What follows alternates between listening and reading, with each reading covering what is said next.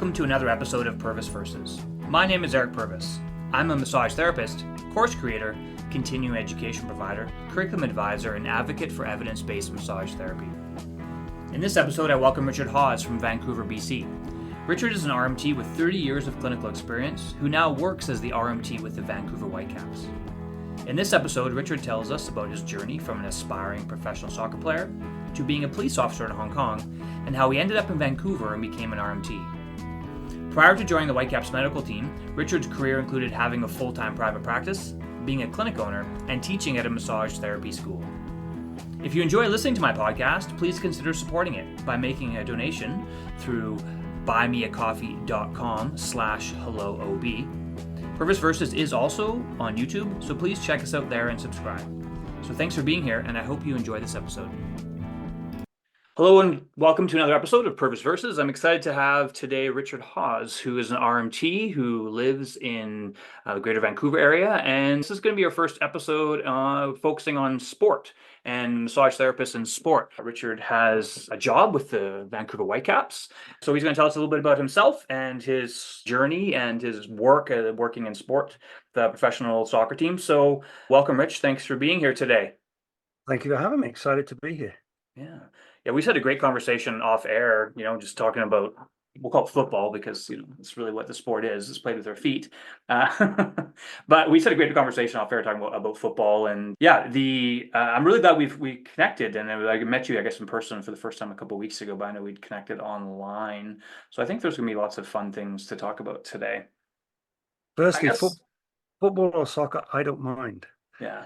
Yeah, it doesn't, many sort of Brits get very, get very upset about, it's not soccer, it's not soccer. And in fact, it's the most British of words. It was invented by the Brits. It was, people think it was Americans who came up with soccer. It's not, it's a British word. It came up in, came about by the original FA, Football Association in England. So football or soccer, doesn't matter. Yeah, because it was an abbreviation, wasn't it? A football association, they kind of... Yeah, the SOC and association is where they got and they were trying to differentiate it between other forms of the game, notably rugby, which is a famous private school in the middle of England where, whilst playing a game of original football, a kid picked the ball up and ran with it, and hence rugby was born. But rugby is actually the name of a school in England, and it's rugby football. So that's how that came about. But yeah, I don't get too worried about soccer or football anymore. It is what it is. Yeah. If I was worried about that all the time, I wouldn't have much to worry about. So yeah. Yeah, that's true. It is funny though. I know sometimes I'll post things online or whatever, and it's usually a European will comment if I say soccer, they'll usually correct me, and I'm like, Whatever. You have to know your audience. Yeah, know your audience and pick your battles. Yeah. Don't care. I'm just so curious though. I mean, this is totally off topic, but where does American football come from? Like, how did they call that football? So same thing in that it was a version of football. Someone picks a ball up. So I don't know how that all started, but it's just their American version of football. It's just, that's just how they, there's Gaelic football, there's Aussie rules football. It's just your own sort of rules of the game, and then they just put football in there. It's just happened over time. I don't really know the entire story. I just know where it comes around with sort of football and soccer, but that's my understanding of it. It's the American version of the game, the Canadian version of the game. That's it. It's funny if you think about it. Hey, every country has like football. Yeah, different versions of it. It is what it is. It seems daft now. Yeah, can't change it. It is what it is. Yeah, no, that's great. So Rich, tell us a little bit, tell us more about yourself. Like, obviously you're not from Vancouver. No, you have a very un-Vancouver accent. So tell us a little bit about who you are. I grew up in the UK, northwest England, little town called Lytham St Anne's. And I grew up there in a very sporting family. My mum was a county tennis player. My dad had been a footballer. I played professional football and then joined the army. Had his career ended short with a terrible Achilles injury. My younger brother was very much a martial artist. He ended up coming very close to going to the Olympic Games in 1988, I think it was, South Korea, for Taekwondo. ended up going. So grew up in a very sporting household. Um, I was very lucky enough that for me, I played sort of three sports, but two sports, excuse me, mainly was soccer and cricket. And I was very lucky enough to go to a school that was famed for its sporting programs, although I would argue that it is and should be famed for its whole academic and everything, its pastoral care, extracurricular care. It just happened to be a school of excellence in sport. Went there, got a huge bursary to go there. I was very lucky to go there. Millfield School in Somerset in England. Spent 5 wonderful years there. Um, Made a brave attempt at professional football. That didn't work out. So went on to get a degree, a very general degree in sports studies at what is now University of Chichester. Again, another great time doing there. Went to My first job out of there was as a coach for Bobby Charlton soccer schools. So the degree was very general in that you could do, there was an anatomy, physiology, and a science side to it. There was a social psychology to it. There was coaching to it. There was teaching in it, involved in it. And I'd done some coach education by then. And I got a job with Bobby Charlton soccer schools, worked there. And whilst I was there, I was very lucky enough to be asked to be an assistant coach for the Hong Kong under-23 team, who were using Bobby Charlton soccer schools as a kind of conduit to organizing all their games, training sessions and everything. And I ended up being a sort of liaison stroke assistant coach for them. Their general manager was a police officer in the Royal Hong Kong Police. And he and I got on like a house on fire. And at the time, I was going to go to physio school. Football wasn't going to work out for me professionally. And I was going to go on to physio school. And I was at a stage where I really just wanted to spend some time working and some money. And he said, look, rather than do a year with the soccer school, why don't you apply for the police force in Hong Kong and do 3 or 4 years out there? And if you still want to be a physio, come back. So went through the arduous process of applying to be a police officer in the Royal Hong Kong Police, which I'd never seen myself as a police officer, but I also knew that they had a football team that played in the professional league in Hong Kong. And Jim had said to me, look, the chances are once you've done training school, you'll be seconded to the football team and you won't do a great deal of police work. And I was like, oh, this sounds like a backdoor way to playing professional football again and in another part of the world. So went through the whole process of applying, and you can imagine applying to a police force. It was a 9-month process, I think.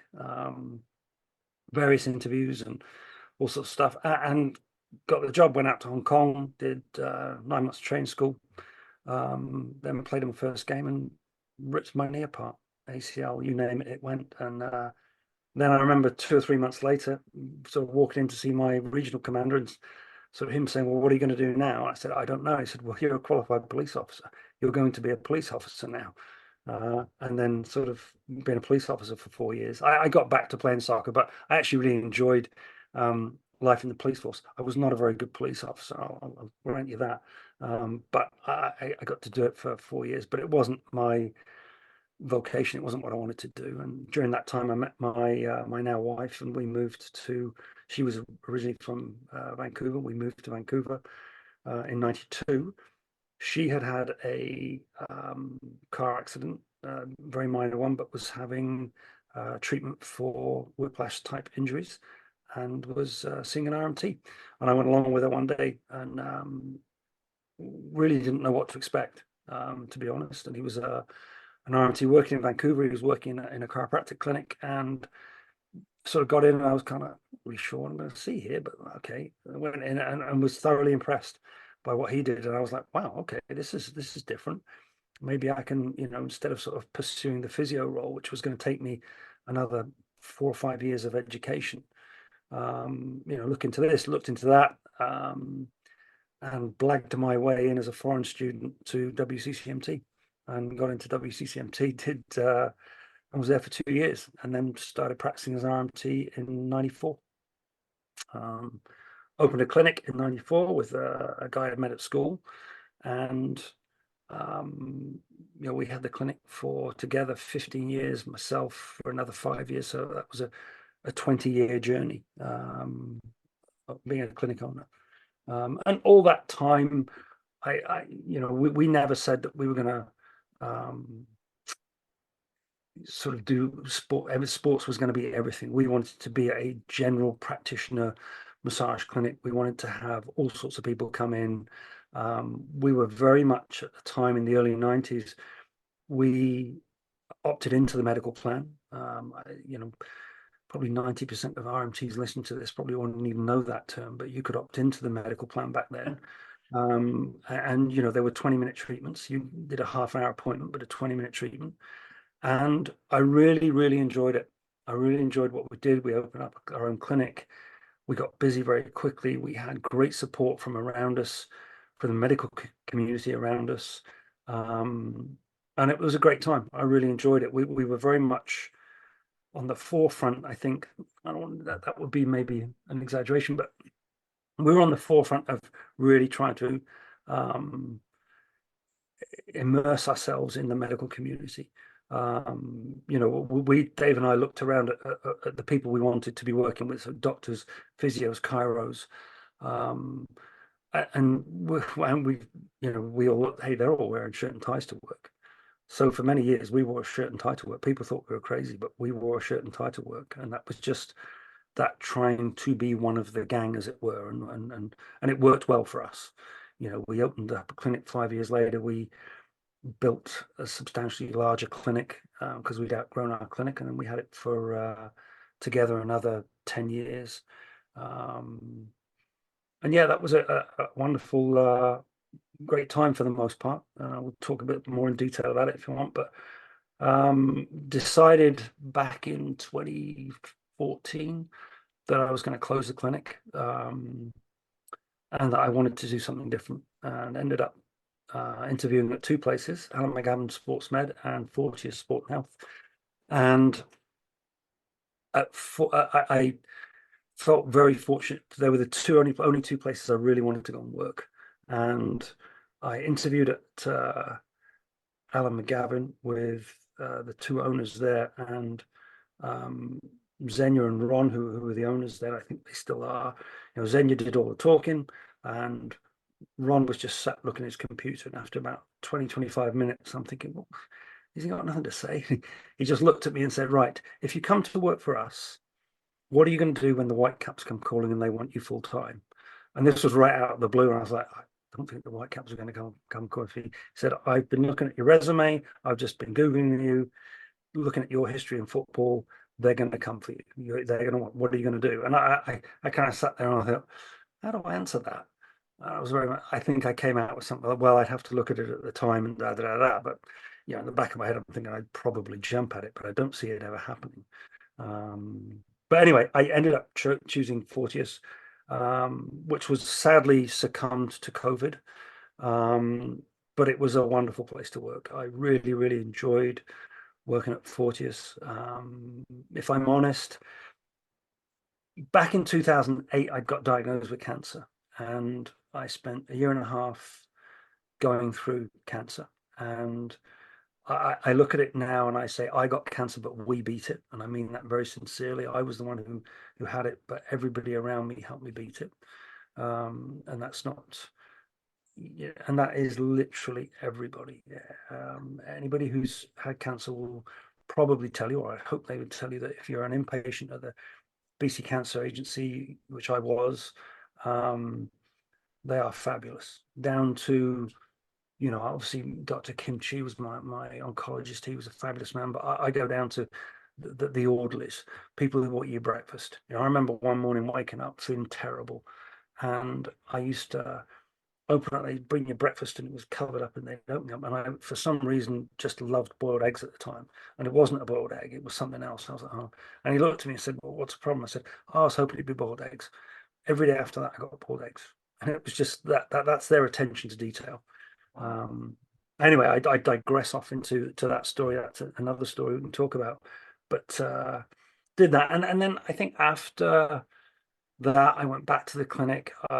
My business partner Dave and I had decided that he was going to step back from ownership and I was going to take over ownership. And I did that, and I did it because I kind of had to, because I didn't know what else to do. I got two young children at the time. I needed to get back to work. A year and a half off work. My wife had sort of stopped work to help me, and we got you know, not hugely into debt, but it was time I had to get back to work. So the clinic was the obvious option. Did that, but I very quickly realised that my heart wasn't in it.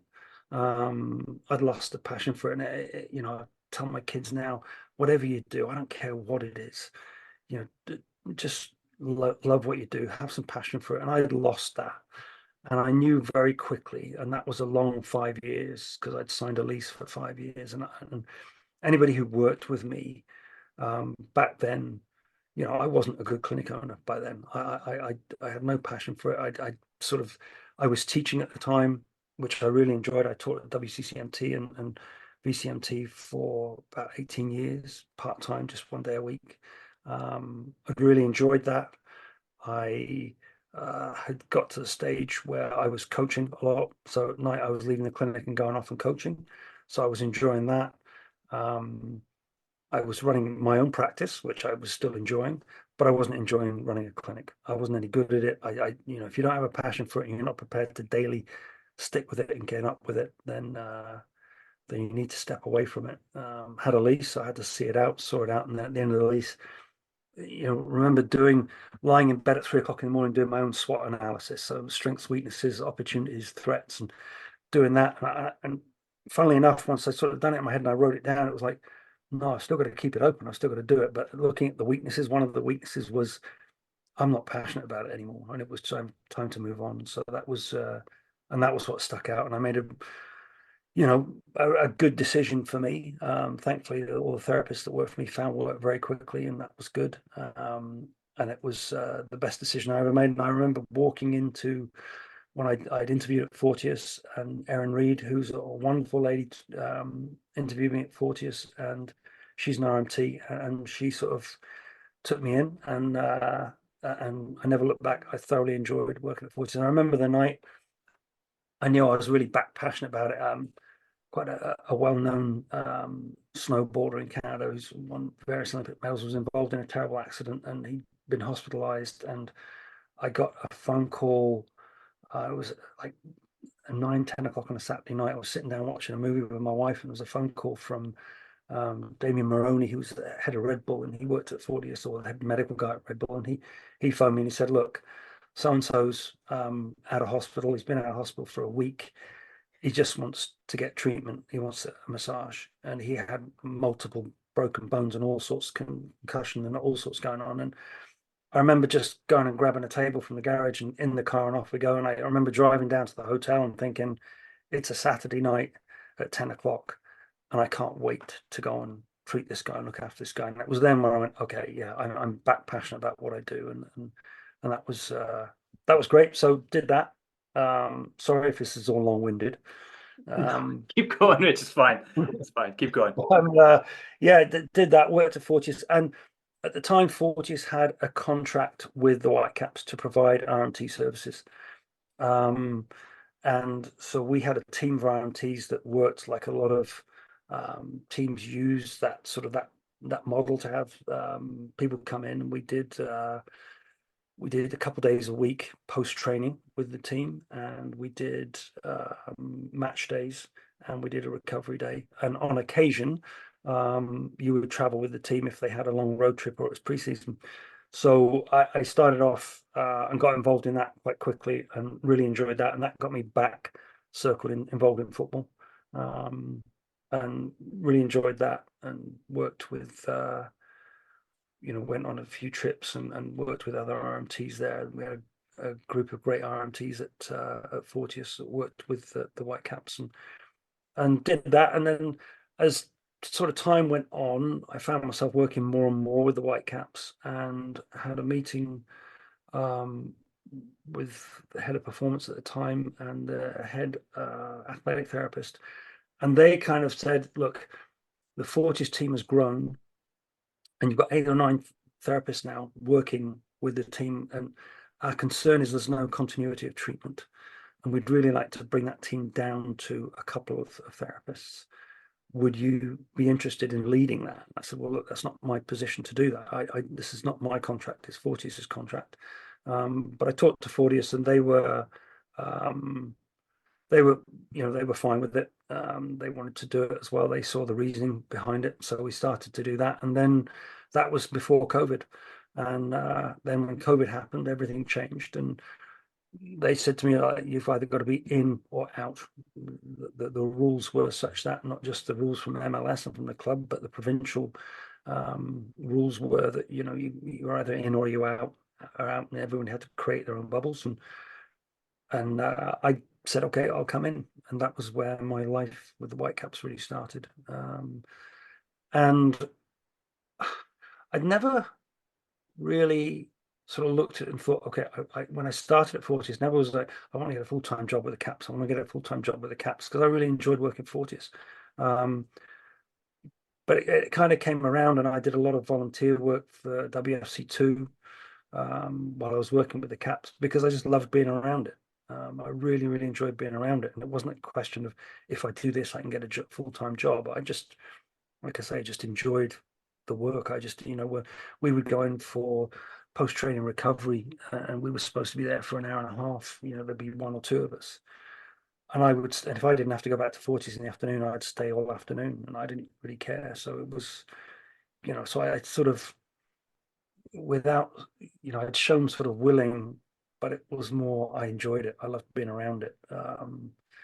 So it sort of came, that come the COVID time, I was kind of the guy that they asked, and again, a long background in football, and I've been with the Caps ever since.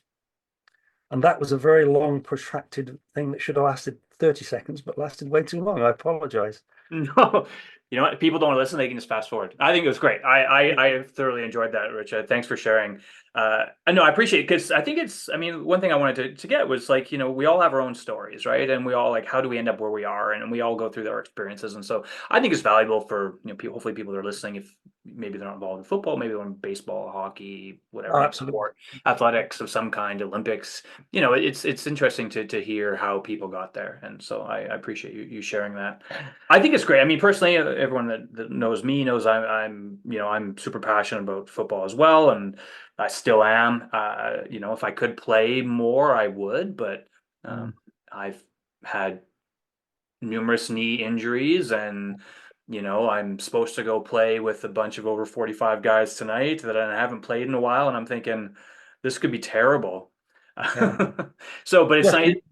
make sure you enjoy it. That's all you need to do now. Just enjoy Yeah, it. exactly. And so I like listening to your story, because I think one thing you said too, it was like the passion for it and the excitement for doing what you're doing. And I think that's such a huge thing, particularly in our world of massage therapy. Like, there is a lot of options out there for us that I think we don't realize. I think a lot of us just think, I got to go work at a clinic and I got to massage people, and that's all I can do.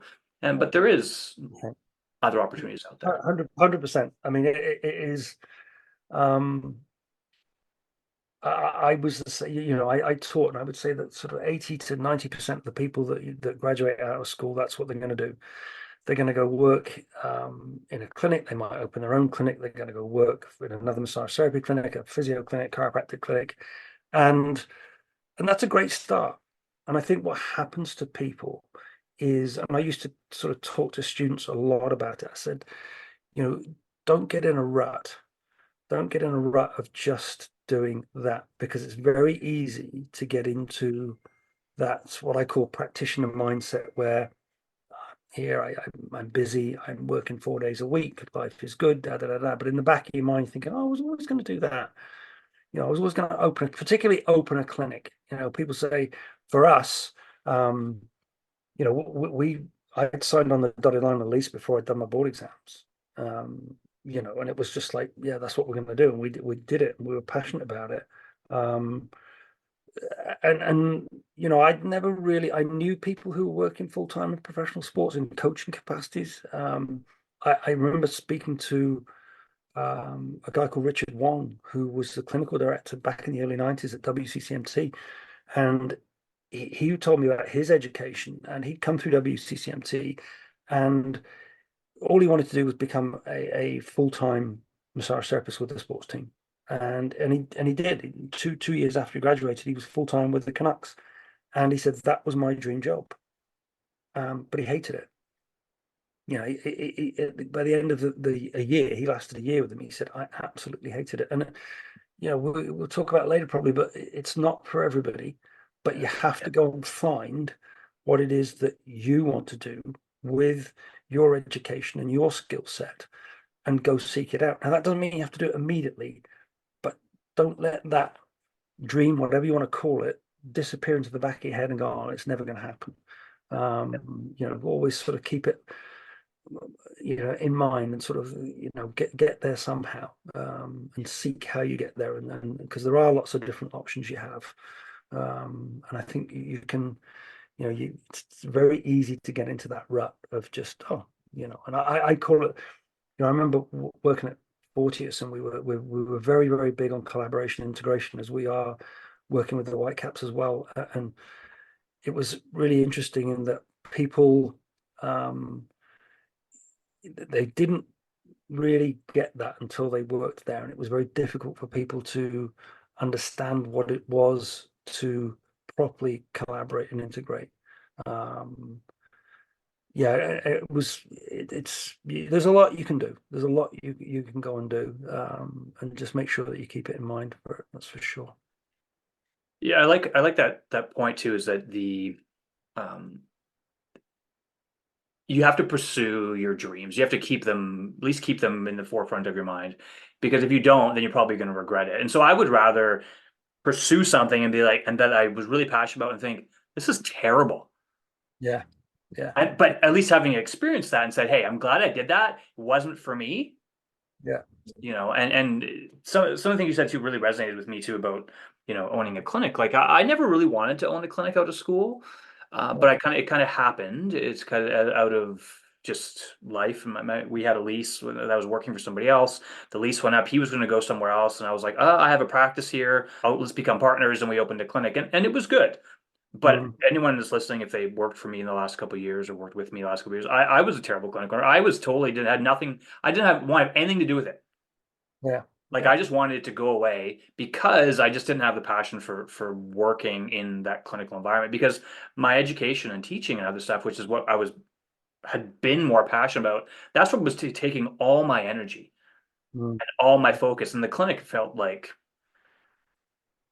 yeah. a drag. It wasn't It's for a me. funny one. I would say, for me at the beginning, I I was, you know, I loved every minute. Yeah, same You here. know, Yeah. for 3 or 4 months post, sort of at the end of last year, I was really working hard on we got a Peloton. I was really getting on that, and I decided, I was, funny enough, I was taking the car up to get a service up at 30th and Main, and there was a clinic that's just opened up there, and I'd seen them on Instagram, and they're on Instagram every day posting, and good on them, they're doing their thing, and that's great. And I thought, I'm going to go in and get some treatment. And I remember walking into the clinic and getting that oh yeah, I remember this feeling, because they weren't even open yet. They'd had a soft opening, and they were going to a hard opening in the new year. And I sort of walked in and went, oh yeah, you can feel the energy. You can feel you know, they care about the light bulbs. They care about this. They care about that. And and you know, they cared about you, the patient. And I think there's, you know, we'll talk later about how important that stuff is becoming, and how, Yeah. you know, we don't realize how important it is. And you know, it was like, wow, okay, yeah, this place is, I remember this. I get this sort of, wow, this flashback of that keenness, that want to do well, and that want to be a part of a community. And it was great. And yeah, and you know, I hope for them that it stays with them, you know, forever. For me, it went like this. It was a journey. It was a roller coaster ride. You know, I had a business partner who was a great guy, and but having a business partner is like, is you see your business partner more than you do your wife. Oh, Um, 100%. probably Yeah. well. And you know, you better have a bloody good relationship with them, because if you don't, you know, it can get sticky from time to time. And for the most part, we were fine. There were times when it wasn't great, but you know, but you just get to a stage where, do I really want to do this anymore? Um, and I know I made a great decision. I remember walking in at Fortius, and just the people there. were fabulous. The practitioners I got to work with, the amount of learning I did there. I'd been practicing for what, 15 years or whatever it was, 20 years. Um, and the amount of learning I started to do there, working with sport chiros, working with sport physios, working with other massage therapists who were passionate about working in sport. And it was a daily drip of, oh, that's interesting. How did you do that? A daily drip of, and that's how I learn better. I'm not a big one for, going out and doing courses and all that sort of modality based learning. I've never been, I've done some of it. I don't learn it. I'm not very good at it. But going in and that constant drip of watching other people practicing, talking to other people and learning from other people. And, I remember doing we used to do think tanks every month where we'd all get together, all practitioners. There'd be 50, 60 practitioners there and other people working at Fortius, and we'd get together and we would talk about, it could be anatomy of the hip, it could be anything. And I remember one time Rick Celebrini and Dr. Jerry Ramajita. Now, Jerry was the Seattle Seahawks sport chiro. Rick is now head of medical for Golden State Warriors. So these are people who know their stuff. And I'm going in there expecting to get these wonderful words of wisdom, but not expecting what the words of wisdom were. And the words of wisdom is, as practitioners, we've got to start listening to our patients. And that's all Jerry said. He said, if you listen to your patient long enough, they'll tell you what's wrong with them. I love it. Stop. We've got to stop trying to jump in. And I've taken that on board and I'm like, okay, yeah, that's, because I look at myself and say, oh yeah, oh, you got pain there. Well, that'll be this, that, and the other, da, da, da, da, da. And, I know best and that sort of thing. And I kind of thought, oh, these guys are the top of what they do. And, they're saying, just stop and listen for a while. And so it'll learn a lot while I was there. And I'm very grateful for my time there. Yeah, that's so powerful, and it's so good to hear you say that because the uh, learning best clinical practice from the people that are experienced and top of their game, so to speak, is hugely valuable. And it's nice to hear that because like just listen and they'll tell you, right? And that's something that we talk about all the time. And if we go from an academic perspective, and what's the research say? It says the same friggin' thing. It's like just Yeah. listen to your people. Like Yeah. ask questions, but spend most of your time listening rather than like trying to like narrow down to find the problem and so you can fix it. They'll tell you, but it's so different from how most of us, I can put the air quotes, most of us in the MSK world are educated. Yeah, I would agree. I think there is that. I think I worked in the schools for 18 years, and I'm a big fan of the schools. I think they do a good job. I think where they're struggling is, and where our profession is struggling, is that you can do whatever modality you want, and you can do it, and whether it works or not is, it's the narrative that we have to change. That's for me anyway. It's the rhetoric and the narrative around what we do. When I started practice, there I was, shirt and tie, telling people, oh, someone will come in, some guy's sitting over a computer all day and he's traps or whatever, and you'd sit there and go, oh yeah, you've got trigger points in your traps now. What's a trigger point? Show them the chart, and then start to mumble on about ischemic compression and actin and myofilaments releasing and allowing oxygen into the blood and all this. And I could literally, thankfully it's out of my head now, but I could go through that pattern in my sleep. And that's what we were taught, and that's what we would, that's where now. Does doing compression on a trigger point, quote unquote trigger point, help? Yeah, it might well do, and that patient might feel better afterwards. But I think we as massage therapists are very much sort of, we're trying to justify our existence to a certain extent, and so we have to come up with pseudoscience, and we're not the only ones. I mean, there's other physios do it, osteopaths do it, chiros probably do it, but we sort of try to justify our existence. I always smile. Is that the right word? I don't know if I smile, but I listen to a lot of different podcasts now and listen to a lot of people, and I find it really interesting. And I love listening to other people talk about their experience and what they do, and I always get something out of it. And one of the themes you sometimes hear is, "Oh, we're the bottom rung of the ladder." I'm like, okay, but if you look at yourself as the bottom rung of the ladder, everybody else is going to look at you as the bottom rung of the ladder. You've got to stop looking at yourself like that and understand that what you provide is unique, it's needed, it's helpful, um, and and don't view yourself that way, because if you view yourself that way, you haven't got a chance. But people still do, but and that's okay. I get it, but change your mindset. Change the mindset, change the rhetoric of what we do. My daughter's in physio school right now. She's just finishing up, and she's doing her education at a school in London, in England, and they have a very evidence-based approach. And I was at work the other day, and she phoned me. We were chatting about, and we were talking about something. I can't remember what it was, a medical thing. And she said, "Oh yeah, you massage therapist, you think you can?" I said, "Oh, hang on, we're going to have this conversation." And I had to go. Someone was waiting for. I said, "Oh, to be continued." She goes, "Oh yeah, okay." So, we haven't continued the conversation as yet, but yeah, no, but yeah, I could go. We haven't talked about in Whitecaps at all, and we're about half an hour in, but I could go off on that tangent for hours. Oh So yeah. reel me back in. Yeah, maybe part two. No, it's great. But I like what you said, because this is something that I experience and I feel too, is that the need to justify our existence, right, is huge. Because you know now we're obviously generalizing. There's people that probably think that we're the top, and some people. But I think the majority of the conversations I have with people, I don't, is that representative of the population of our profession? Who knows? But I get that all the time. It's like, oh well, we don't have a degree. We're not a degree program, right? Or we're viewed as just body rubbers. And so there's this. I think what happens is that there's this, like you said, there's this extra level of complexity that we feel we need to explain or to validate what it is that we're doing or why it's working. And I think that just gets in the way of like just delivering good quality care to people. And I Yeah, I think we're a very insecure profession.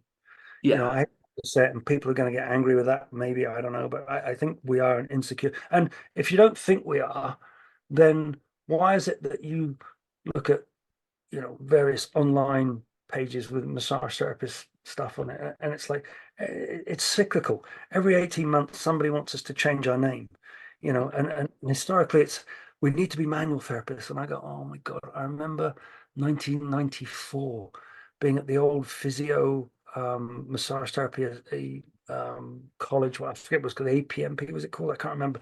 The old college when we were in the physio college back then.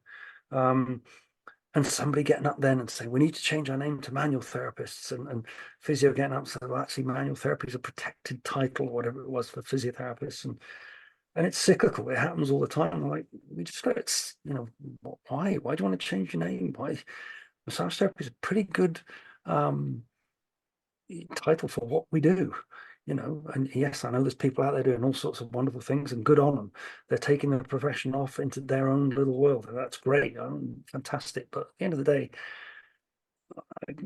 the vast majority of massage therapists, you know what? They go in, they see 6 patients a day, they perform massage, they use their modalities, they use whatever they use on patients, and that's it. At the end of the day, they walk away, and they've done. And if that patient walked away, and what did you do today, dear? Oh, I went and got a massage. That's what we do. Don't yeah, don't be upset about it, because you're probably damn good at it. Because our education here, and like I say, I'll stick up for our education in many ways, because I think it is good. Um, can it change? Can the narrative change? Can the way that they do things, can it be more evidence-based? Yes, but we all kind of know the battles that private school systems have with that, and board exams and all that sort of stuff. That's a fight to be continued, or not a fight, just a challenge to be continued, I think. yeah, yeah. And that's a good point. I mean, I talk about this stuff all the time, so I don't need to go into that. But the the first thing that I would like, and then some of the work that I've done with a couple of the schools in Canada, is basically the first thing that comes down to is just changing kind of the narrative and understanding. Mm. Because if we think incorrectly, then we often will communicate incorrectly. And then, is that information harmful to somebody? Probably not. But Yeah. we should have that obligation to be less wrong with our communication and our thinking because someone comes in and they sit in front of, like you use that example, they sit in front of a computer all day and they've got the tight upper body traps, and do they care if there's trigger points there? Probably not. Yeah. They're like, most of them like, why do I hurt? What can I do? Well, can you maybe let's get you moving a little bit better. Let's give you some options so you're not sitting or standing in one way all the time. Like, I don't think we need to complicate it.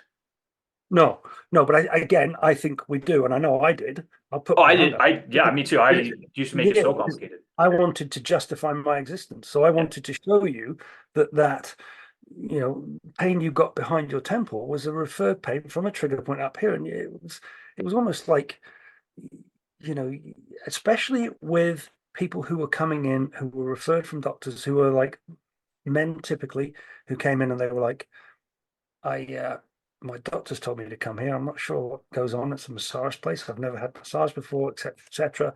And you're like, okay, and you wanted to sort of justify yourself to them, and you do your treatment.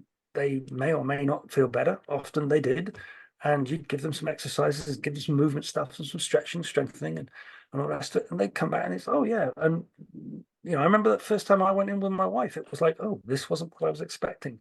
But we can still be that without having the pseudoscience around it, I Yeah. think. So, Yeah, I agree 100%. And then my first experience getting massage when I think it was 19, and it was not at all what I expected yeah. at all. And it was in a good way. Like I was like, oh, it was very like sporty, orthopedic-y kind of like it was for people that don't know. Yeah, in BC, I remember going and it was like cost me like $10 because Right. MSP, medical Yeah, services that's right. Yeah, yeah, covered most of it. And they were like, it was like a 20-30 minute appointment. And it was like very specific and to the point. And we just worked on the areas that were sore and gave you some exercises. And it was good. It wasn't the kind of relaxation, full body, 60-minute kind of thing, which is very common now in a lot of people's practices. yeah. It's very, very different. Yeah, no. I like I say, I enjoyed that time working like that, Yeah. but it's just the narrative needed Yeah. to change. Yeah. So, Yeah. So yeah, let's kind of segue then into before we run out of time here about oh, yeah, working with the Whitecaps, yeah, and sure. that's fine. We can talk as much as we want on this stuff. So I guess okay, you kind of told us about how you got the job, but like tell us a little bit like what's a week or a day look like for you when you're working with them? So yeah, so um so if you start at the beginning of the season, we go on pre-season for 2 months. 2 months, and most of that is spent away from Vancouver. This year we were in Palm Desert and we were in Marbella in Spain. And the reason we do that is because you can't trust the weather here. Fields might be iced over, and you just want to be in a warm weather climate to do training. So pre-season training is um, it's a lot of hard work. It's a lot of tour-a-days. So players are training in the morning. They'll come back in. They'll have lunch, and then later on that afternoon they'll be back out. As a therapist, it's also really busy because you basically beginning of the day you're up. Um, I'll be doing treatment in the morning before we go to training. So that's kind of not your. I wouldn't say it's your typical pre-event type treatment. It's more pre-training treatment. So it's more mobility work. It's more um, sort of getting people ready to go out and train, knowing that they've got prehab to do before training. They've also then got training to do a warm up, a dynamic warm up during training. Um, Come back in. You may do some treatment straight after training as well. Then it's lunch. Then a couple of hours of downtime. Um, then again we start up again with pre-training treatment window. You're treating, players come back in, dinner, and then typically there'll be a 2 or 3 hour window for treatment after dinner. So it's a long day. A typical sort of training day in pre-season for me will start at probably 7:30, 8 o'clock in the morning, be it breakfast or what have you, and typically won't finish till 11 o'clock at night. And that's not every day for 2 months, but that's a pretty typical day. Obviously, there'll be game days in there as well, where that changes it, but that's um, your typical cycle of a pre-season day. And then that you've got a lot of travel. You've got you as a massage therapist, as anybody, you're doing all sorts of other things too. You're not just, I know a couple of people who worked in sport who's going to say, no, no, I'm the massage therapist. I don't lug bags and I don't do kit and I don't do this. You help out wherever you are needed. And that doesn't matter who you are. That's typical of that. So it is a busy, busy day. We didn't take our dietitian to Marbella with us this year. So during training, um, I'm the pseudo dietitian. I'm preparing all the protein drinks. We couldn't get the right protein that we wanted over there, so we had to take our own protein, and that was mixing protein. So I'm, you know, lovingly and jokingly known as opening the Shake Shack after training for everybody. And different players have different dietary needs, and so you're preparing all of that stuff for them, and that's what you do. And then you haul it all back to the hotel, get it washed, and get ready. So you're doing multiple little jobs outside of your main role, and that would be typical of preseason. This year we also went to Mexico in the middle of it all because we had to play CONCACAF Champions Cup games. So we had a trip down to Mexico where we were 2 or 3 days down there, played down there, and then came back up, went to Victoria and played a game there. So it's busy. You get a month into preseason and you just yearn for the regular season because it's more literally regular for your day as well. We've just started the season, so we've had 2 games. Typical day in the season is in at 7:30. We'll have a 7:45 medical meeting. Go out for breakfast, come back down, pre-treatment, or sorry, pre-training treatment window. Guys go in and do some prehab as well out on the training ground, and then back in, and then there's a treatment window there before and for me during the lunchtime, and then you'll sort of be treating into the early afternoon, and that would be a typical day. During training, I will, if there's players, we've got an RTP program, so return to play programs, they're injured. I might be working with them. If we're fortunate enough to have all our RTP guys out on field doing work on field, then I might go out and help the ATs. I might be doing water bottles. I might be just covering a field, and doing that. That would be typical of a training day. Travel days are long days. Travel days are essentially you go in and do a full training day, and then we travel to the airport early afternoon. We're at the airport for 2 o'clock. Flight goes at 3, wherever you're going. This week we just got back from San Jose.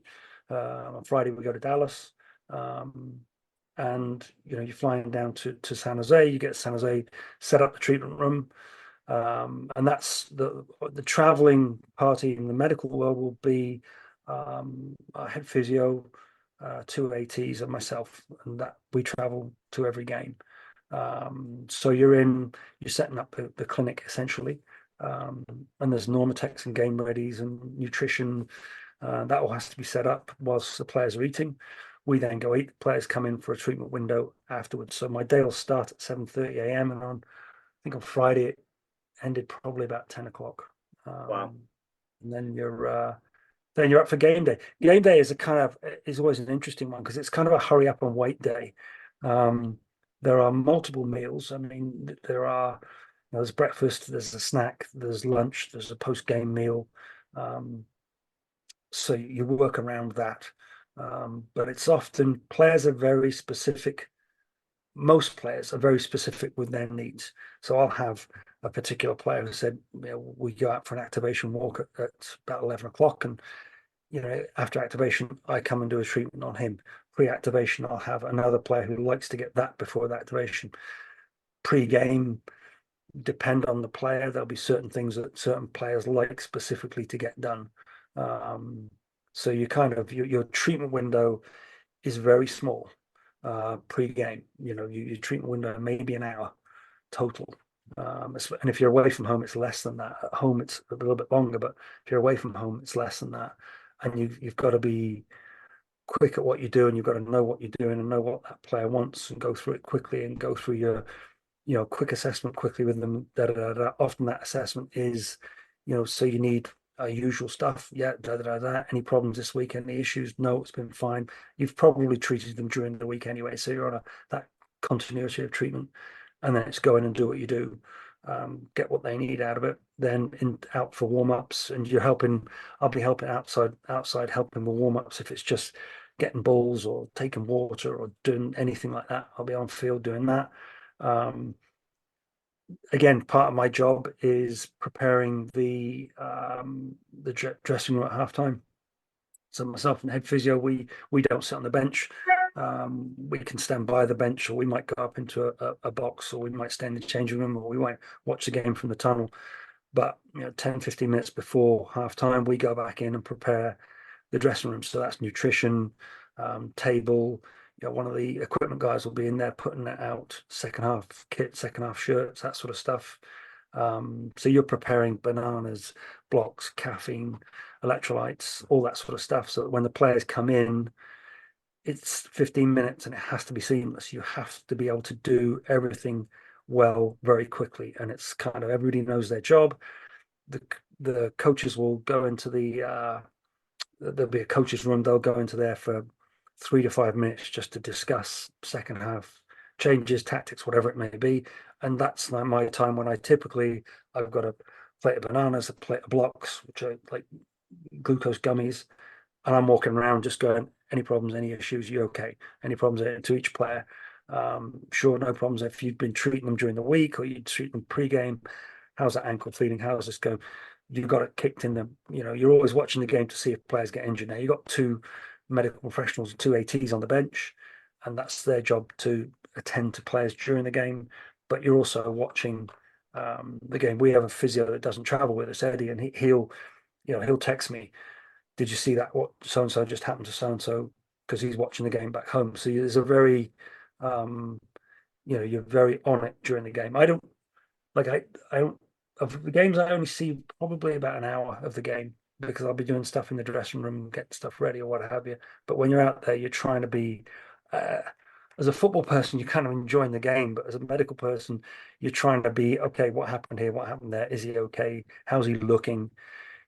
Players you might have a player who has just got back from an injury, and is he looking fatigued? Does he need to come off? And we'll have those make those decisions. Well, I don't make those decisions. I help observe and make help sort of contribute to those decisions if they need to be made. But typically, there's other people that are doing that. So that would be typical game day, or typical travel day. Game days at home. Basically the same, but we go in earlier. If it's a 7 o'clock kickoff, I'll be in around 4 o'clock in the afternoon, help set up, and go through essentially the same stuff there. We work on a game day -4, game day -3, game day -2, game day -1. So periodization, that the microcycle or the real mini microcycle of that is that weekly thing. So tomorrow, for instance, we go into game day -4. So I know tomorrow there will be a significant load on the players. Game day -3 is the biggest load on the players in terms of what the amount of stress that they'll be put through physically on field. So you kind of know that. We have very accurate resources and technology to tell us exactly what a player's done. They all wear catapult monitors. So I get a report every day. All the medical team, all the performance team get a report every day of what a player did the day before. Well, we actually get it an hour or so after the training session and the game. So I can look at that data, and I can tell you how far someone ran, how much high-speed distance they did, how much sprint distance they did, how many individual sprints they did, different IMAs, which is how much their body moved in certain situations. And so you build a picture from that. So on the plane coming home, I'll get that and I'll look at it and go, okay, might have a recovery day.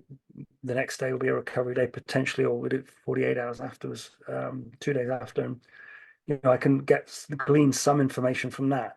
If someone's done, 12, 13K and they normally do 11K, you might expect, okay, he's going to come in, might come in a couple of days and say, yeah, I'm feeling really heavy. My legs are heavy. I've got a lot of DOMs going on.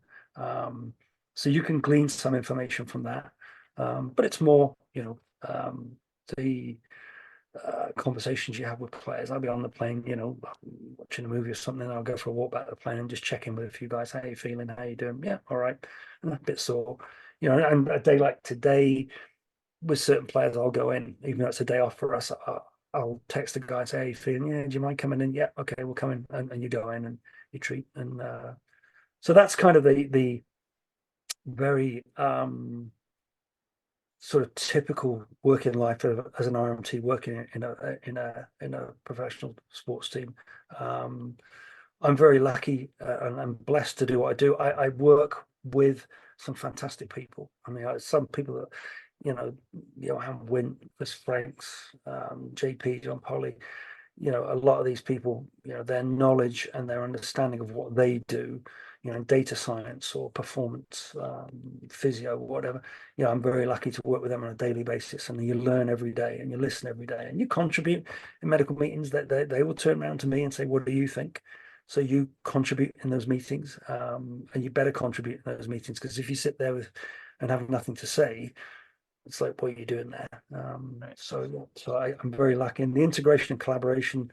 Um, I had a medical and sort of that side of it. Ben Spohr, he's done a good job in making sure that our integration and collaboration is phenomenal. How much we're always, talking to each other or in meetings. There's so much data that it's collected. It's quite staggering. People know. I often think, people come and they will talk to me and they'll say, "Oh, I really, talk to other RMTs," and you can tell that you're so lucky to work, and I am, but it's not for everybody. I kind of, if I go back a little bit, I did the traditional sort of RMT involved in sport type thing where I would go and work different events. Um, Starting from in school doing 10K runs, and we worked at that, working at marathons. The hardest day of work I ever did was like that. I mean, I worked when I was recovering from cancer. I did the Ride to Conquer Cancer, and I said, "Oh, I'll volunteer to do RMT at the split." They did it over 2 days back then, and I'll join the RMT team and I'll come in and get involved in that. Really look forward to it. And there wasn't a massage therapy tent. There was me, two other guys. One was a chiro, one was a massage therapist, and we started working. This first cyclist came in about 12 o'clock in the morning, was Surrey down to halfway to Seattle, and we didn't stop working until 4 in the morning. And it was just, you couldn't, because this line was just there, and it was just like, yeah, it was nuts. So it's not for everyone, because you're I'm immersed in it. I'm lucky enough that I have a family. My kids are grown now, they're young adults. My daughter doesn't lives in England. My son lives with us, but he's finishing up his education. um my wife knows how much I love what I do, and she's kind of like, yeah, because you're away from your family a lot. If you've got a young family, it's tough, and we have people with young families, and it's tough. Yeah. It's not easy. um and even if you don't have a young family, you can't, if you play on a sports team yourself, you really can't, because you're busy every weekend. So you're doing something every weekend. I really don't differentiate between Tuesday and Saturday anymore, apart from one is probably a game day and one's a training day. Your weekends are not your own. So when you do get, we've just had 2 days off. I'm on day two of 2 days off, and we never get 2 days off. This is like, wow, I've got a second day off. This is fabulous. And we'll get back in and said, you see, we've got another 2 days coming up, and then we'll be 4 months, one day off. And that one day off may be a day after you've arrived on a plane at 4 o'clock in the morning. And that your next day's off, and then you're back to work. So it's not for everybody. I take my hat off to, people who work in that, so I would call that typical sports massage therapy life, and that they're going in and they're working with a team, and then they're back to work at clinic. I know that for me it was very much a case of, I enjoyed doing that, but I did really have that sort of yearning to where I'd love to work full time with a team. And I'm very lucky to do that. I really enjoy it. So yeah. Well, the way you describe that, Richard, and thanks for sharing all that. That's a fantastic amount of information and just like fills in a lot of gaps of things that I have no idea how they work. So I appreciate you taking the time to explain that. It was appealing to some people and to you, and I think it would be appealing to someone that wanted to work in sport or someone that was heavily loved football, whatever the sport is that they're interested in. You're fully integrated with the team. It sounds like you know all the players. You're part of you're in there with the medical team. Unlike that traditional approach where people just come in, they work, they give massage, and they leave. Like you're there, and you're not doing massage all day. No, I mean, I remember, working with other sports organizations, and you'd have the ATs, physios, chiros, whatever it may be, the sports medicine people, and then, oh yeah, the massage room's down there. And Right. I'd be like, yeah, okay, it's great being there. It's great doing that, but I want to be in that room. I want to be in those meetings. I want to be part of that. I want to be fully integrated in this. And that's where, when you become fully integrated in it, you kind of go, wow, okay, there's a lot to this. And it's very different from, and there's people I think who, like I say, would want to do it, but like you come into it, it's a, it absorbs you. It does me anyway. I can't say that for everybody, probably. I don't know, but it does it. But I mean, I'm very, very lucky. At the end of the season, I get, the better part of 2 months off, fully paid. Not many RMTs can say I get 2 months off, fully paid. Yeah. So, I'm extremely fortunate and lucky. Now, the irony of that is at the end of the season, I enjoy the first week to 10 days, and then I want to go back to work. I sort of sit there going, okay, what am I going to do today? Okay, I'll walk the dog. I'll get on the Peloton. I'll maybe do a lift. We'll go out with my wife. We'll go and do this. But I'm kind of like, I'm ready to go back to work. And that's why I sort of go back about that, that passion of when I owned a clinic. I didn't have that. No. For sure, I didn't. And now that's why I consider myself extremely lucky, and blessed really to do what I do, because I enjoy every minute of it. Travel days, I'm up at 6 o'clock, whatever it is, and into work, meetings at 7 something, still working at 10 o'clock. So what? Yeah. I've loved every minute of it. And you're very much integrated with the team, and it's a really interesting one when it comes to the the courses that we've all had to recently do, and the relationships that you're allowed and not allowed to have, and you should and shouldn't have with patients. I see these guys every day. I can firmly say there are people who I've become, friends with, who are ex-players, who are players that used to play at a club. Some that play at a club now. I'm invited to weddings. I do keep a professional distance, but I'll also, I'll give you an example. When we were in Salt Lake, there was one particular player who I think he wasn't struggling. But he was kind of lonely and what have you. And I, went, okay, I'm going to take him golfing, and we went golfing. Just gave him that sort of. And we were in Salt Lake for 4 months during COVID. They moved the whole club down there. So you have it's a little bit of pastoral care sometimes in our work, and it's a little bit of, and we spend more time. And I remember chatting with our performance site guy, Dr. Cox, who's a Hall of Fame, guy, and a wonderful man. I can listen to him all day talking. But I remember getting into it with a young player and sort of, thinking, okay, am I overstepping my boundary here? And I remember going to talk to him about it, and he said, "You are doing a fantastic job with him. Do not stop what you're doing, because you've created a connection with him, and it is benefiting him. I know it's benefiting him because I'm talking. So don't stop. You're not crossing any lines. You're not doing anybody else's job, because it's, whilst you always have other things to do, you better stay in your lane as well. You need to understand that. I have an Instagram account. It's not a work Instagram account, although I'm thinking of setting one up. But it's more. I follow a lot of other RMTs online. I think you wouldn't do well in our situation. You think you would do well, but you wouldn't, because you want to be off doing that, and you want to be off doing something else, and you want to be off doing things that, if you come in as an RMT, be an RMT. that's your job. Yes, you're going to, slowly but surely you'll get trusted and you'll get them and you'll start to do other things that they want you to do. Um, but stay in your lane is a big part of it. But it's difficult because you stay in your lane, but there's a hell of a lot of integration and collaboration that goes on. So, but that's kind of a skill that you learn when you come into it. Yeah, But, yeah. Yeah, and that's the thing. I've heard that before from talking to other people about, working in sport is like you have your role and like don't question, you just kind of you have those expectations for you. And I think that's probably a pretty valuable piece of information for people to understand. yeah, once you get in there, it's like I remember when I first got asked, well, 8, 9 years ago, I went away with the team for the first time. I went away with the team. We were away for a 10-day road trip. And at the end of it, the ops manager and the head AT, we went out for dinner.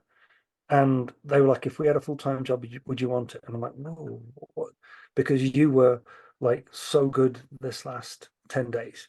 You did this, you did that. When stuff needed hauling off buses, you did that. You were available for treatment all the time to the players. And I thought, I was just doing what I thought was the right thing. I didn't think I was doing anything special. Um, but apparently that's not always the case. People come in and they don't, not particularly with us, I wouldn't say, but I've heard of it from I'm trying to liaise with other RMTs. Part of what I'm trying to do is liaise with other RMTs in the league because the dietitians all have a WhatsApp group and the ATs have an association there. I'm kind of like, okay, we need to sort of set up with the RMTs because not all clubs have a full-time RMT. And start a little thing there, maybe a sort of somewhat educational thing, and find out what life's like at your club and what it's like at my club, and we can meet up and we come down there, or you come up here, and just perhaps start to form a community, and make it maybe have an educational piece to it. I don't know yet, but that's another sort of thing for the future. I'm thinking. Yeah. No, I love it. That's a brilliant idea. Yeah. And because so I guess because you're the only RMT there, you like how long are treatments normally? Like they must be pretty quick Well, if you have to see a bunch of yeah, guys. so that's actually that's not true. We have second, I think her title is second assistant AT is also a trained massage therapist. Okay. So we hired M last year, and it was like part of the hiring process was we are mandated to have 3 athletic therapists. The league mandate you have to have 3 athletic therapists, and that's all you have to have as a medical team. Um, we're very fortunate in that we have a large medical team. But our head AT last year said to me, look, you get soft tissue treatment gets utilized so much and you get sort of utilized so much. We're looking for an AT/RMT. So we have Emily's come on and so she does a lot of soft tissue work as well, and she's primarily doing an AT role, but she's also helping out me, and that's been good because I get utilized a lot, and it's so typically, to answer your question, treatments depending on what I'm trying to do. So I will have one athlete who will not, say, for instance, will not sort of come in when there's a lot of athletes there. He'll wait for everyone to leave, and he'll get a treatment in the mid-afternoon when most of the players have left and the place is a little quieter, and that will generally be an hour, and I'll spend an hour with him. If it's a pre um, pre-training treatment, it might be a guy might just come up and say, Rich, can you mobilize my right ankle? So I'll just do some mobilization stuff on his right ankle. That could be 10 minutes. Mhm. Uh, Typically, you're working pre-game, um, you're working 15 minutes with an athlete. Depends on what they need, what they want, and how many athletes want to utilize you before a game. Um, Half time, it's 5 minutes. It's quick in. So we play on different surfaces. We play on field turf and we play on grass, and so your different surface player will come in and say, yeah, my calves in bang. Okay, there's a table. Well, I'll have the table in the changing room, and the athlete might be on the table during the coaches talking to the team and highlighting something on the board, and I might be working there. That could be as short as 5 minutes. So it depends on what you're doing. Post training, typically a half-hour treatment. It's what we would call a flush. It's a sports specific term in the massage therapy world, and that's, it's just basically a lot of effleurage and a lot of helping that athlete recover. So and then recovery days are a little longer. You're just doing basically recovery flashes. It's no great science in it. It's something that all RMTs can do. But again, I would challenge you that it's not so much. It is what you're doing hands-on, but it's also that therapeutic alliance that you have with that athlete that is what really makes a difference. That's what I think anyway. I think, there's plenty of people probably can do just as good as I do hands-on. Um, you know, uh, but it's that therapeutic alliance that you develop with individuals and as a group, and with the team that you work with in terms of players and staff as well. So so that would be a typical sort of timeline for treatments. Yeah. Yeah. And that's an important point too, I think, to emphasize is it's the relationships, that therapeutic alliance, because, particularly in sports, right? It's so much of it's psychological. Oh, yeah. I mean, I can't, I can't sort of emphasize that enough. Because it is, and you do become, you've got to be, you're very careful not to overstep. I've been a coach all my life. I coach at UBC now. So, people say, well, don't you get involved with the coaching? Don't you get involved with coaching? And I'm not, absolutely not. That is not my role.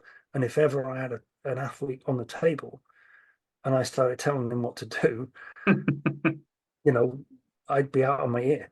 I would. It's not what I'm there to do. You have to know what your role is. Now, do we talk about the game? Do we talk about things that happened in the game? To sort of things that the opposition did, or we did, or could have done, or for sure, all the time. But I don't cross that line. I don't. And so you have to know what you're doing. But it's just developing the right relationships with athletes, and that that relationship as a therapist and athlete. It's not always easy, but yeah, it's good. It's what you're doing, and I like that. I mean, other people have, how many different patients they treat in a year. I treat typically about 27 guys a year. That's it. So and some of those guys I'll treat 4 or 5 times a week. Some guys once every 3 months. Some guys don't like getting massaged. It's amazing what the traditional sports massage theory is and what it's like in real life for me. Because you'll get guys. I remember last year treating a couple of players, but both had played national team, both experienced players, and one was talking to the other, and I was doing a quote unquote release treatment on him, game day -1. And he would come in every day, would take me about half an hour, very specific hip thing. But it was very much release. And the other guy was sitting at the table, said, "Oh yeah, I'm on after you." Okay, great. What are you getting done? So I'm just having a nice flush. And he's going, "You get a flush game day -1? Seriously?" He's like, "Well, yeah." Wow, how are you? And it was almost like he was saying, "How are you able to play tomorrow when someone's massaged your legs like that the day before?" And I'm sitting there going, "Really? Okay, it's different." And you hear it all the time. People have very specific needs. Now, if you look at the traditional sports massage theory, and it's a good foundation to work on, but I saw someone where it was Instagram or somewhere, don't go to Instagram, but it was, well, you can't do this with an athlete before going, really? Why not? Because I do that with several athletes, and it's like, crikey, why? I can, no, why? What are you talking about? Okay, well, that's you do you. But they're very, and athletes today are very, in our world, are very knowledgeable. A lot of them are very knowledgeable. They won't come in and say, "Oh, outside of my hips hurt," and they'll say, "Can you just do some work on my TFLs? My rec fem, just for my rec fem, I need some psoas release," or and you're like, "Okay, let's get on the table and do some movement and see if that helps," rather than digging my hands through all your guts and everything.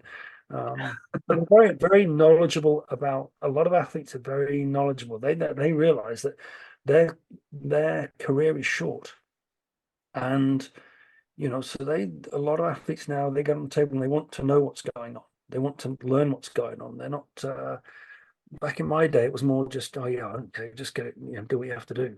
Now it's, I find a lot of athletes are very, they want to be knowledgeable about what they're doing and what you're doing with them and what you're trying to help them with. And they're pretty good at that. Yeah. It's good. Yeah. Like I say, there's so much more information available now too than there would have been when 100%. I was younger or when you were younger, right? Like, I didn't know anything. Yeah, no, I remember when I did my ACL and everything. I remember that I swelled up pretty quickly. They tested it because of the swelling, and they really didn't get any good results from testing. And the next day I went in and I saw the club physio, and he said, "Yeah, you've probably torn your ACL."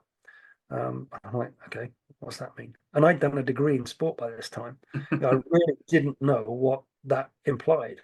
I knew what it was, but I didn't really know the implications of it. Um, I remember now, every athlete knows that particular one and others, but I remember, again, a good few years ago now, and a young lad making his debut came on off the bench, 2 minutes in, knee injury came off, and I was in the treatment room at the stadium, and orthopedic surgeon Bob McCormick was there, Rick Celebrini was there, and I watched an orthopedic doctor do an assessment on a knee, and I watched everything that went on, and I could see it was pretty obvious what was going on, and it was it's horrible to watch in some ways, but it was also watching someone go through that with him, and he went through it, didn't say anything to him, did it, and afterwards the way that he explained it to him and the way that he went through the structures of the knee and went through everything very calmly, and then at the end of it said, and you have what feels like a complete rupture of your ACL, and this is the plan. This is what we're going to do. They'd already, in his mind, said, tomorrow you're going to do this, you're going to come in, we're going to MRI it, we're going to do this, and you're going to probably have this surgery, and we're going to go through it this way. And it was just even things like that. You sort of, okay, that was really good, because he controlled the narrative with the athlete. The athlete knew and was visibly upset, but the way that it was done was really, really professional and top drawer. It was, and you learn from that. You need to learn from that. You need to pick up, okay, how he discusses stuff with athletes, and take something from it all the time. But yeah, I learned a lot from my injuries and observing how physios and the doctors and the surgeons interacted with me, and it's pretty powerful. yeah. Oh no, it is. It's I don't think we often take enough account for, if you're going to tell somebody that they've got a particularly significant injury, how you deliver that news. I listened to various podcasts. I was listening to what was it, the FMPA, the Football Medical Practitioners Association podcast, and they had fell on last week who orthopedic surgeon in England, and he's done a lot of fabulous work in ACL reconstruction. And I was listening to his stuff, and he was saying that it's so important that when you're giving an athlete this news, that you're giving them a plan as well. You're not just hanging them up to dry. Now, in our world, we don't. I have done certainly when I was in general practice. You have the weekend warriors come in the morning and say, "What's wrong with my knee?" You have to deliver that. You might have to deliver. It feels like this, and this, But it was just the way that he talked about making sure that they have a plan, making sure that however bad the injury is, this is the plan going forward. This might end your career, but this is what we're going to do. This is how the plan's going to work. This is what we're going to do tomorrow, what we're going to do the next day.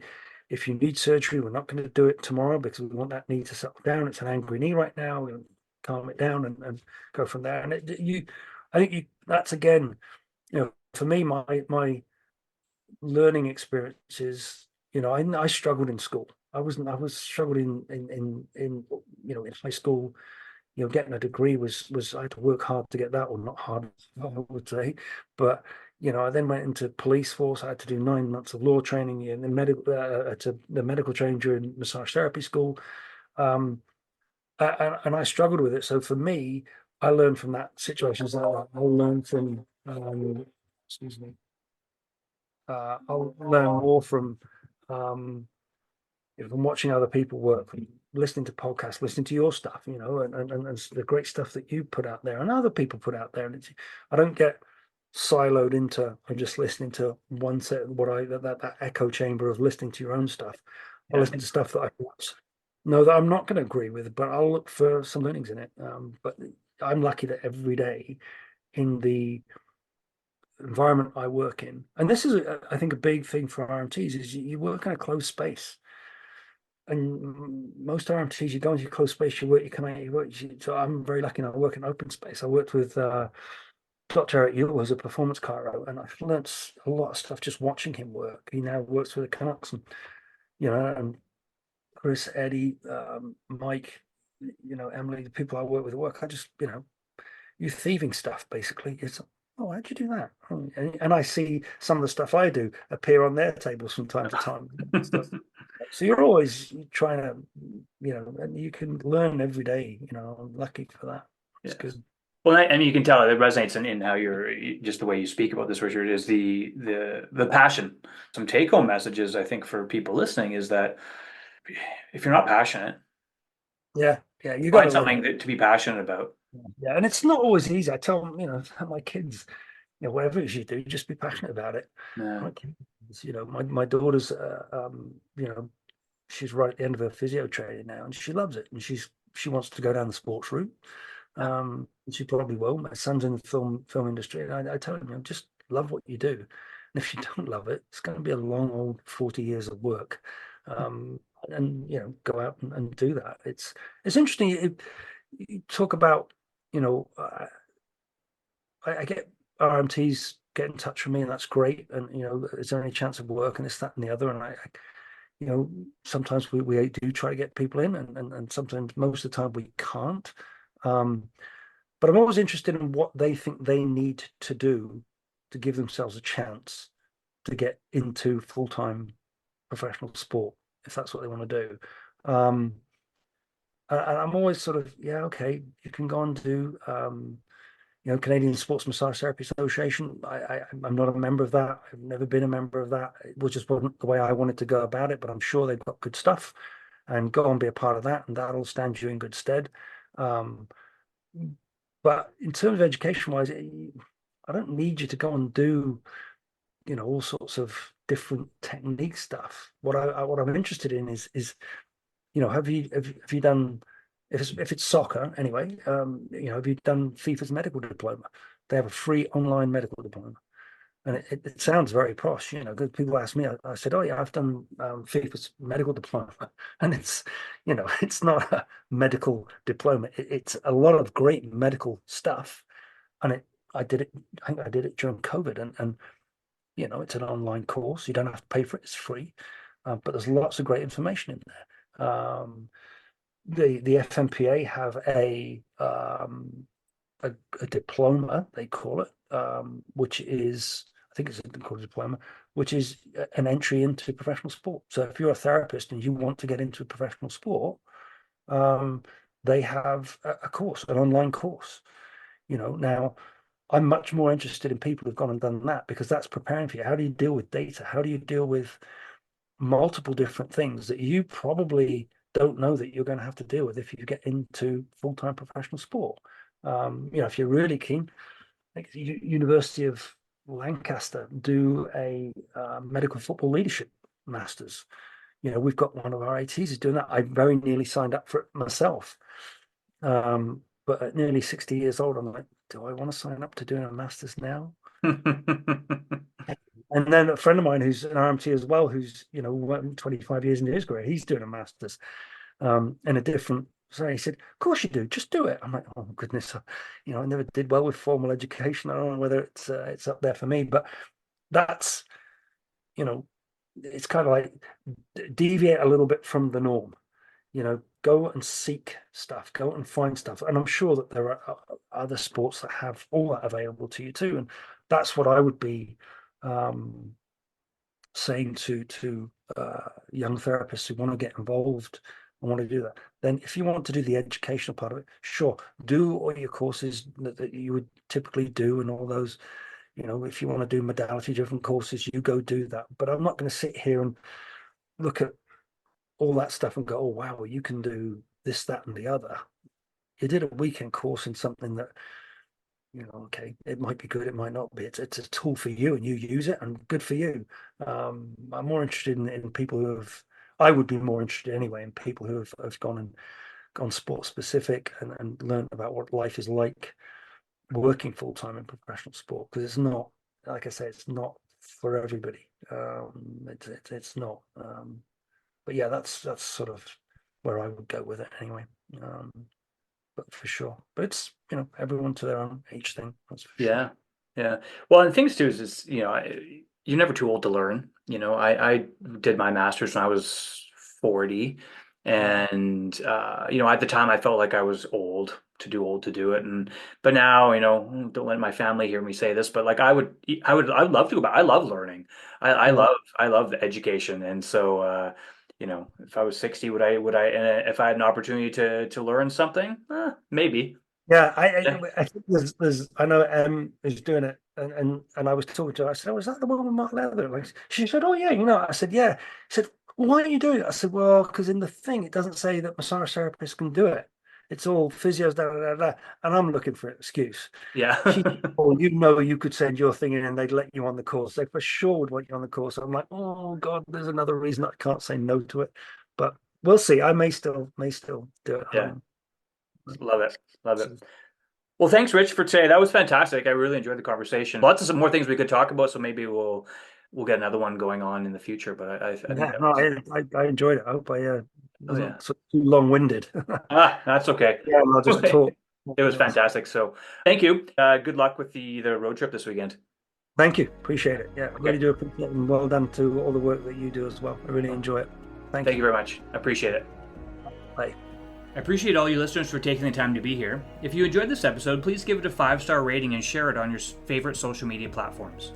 You can follow me on Instagram or Facebook at Eric Purvis RMT, and please head over to my website, ericpurvis.com, to see a full listing of all my live courses, webinars, and self-directed course options. Until next time, thanks for listening.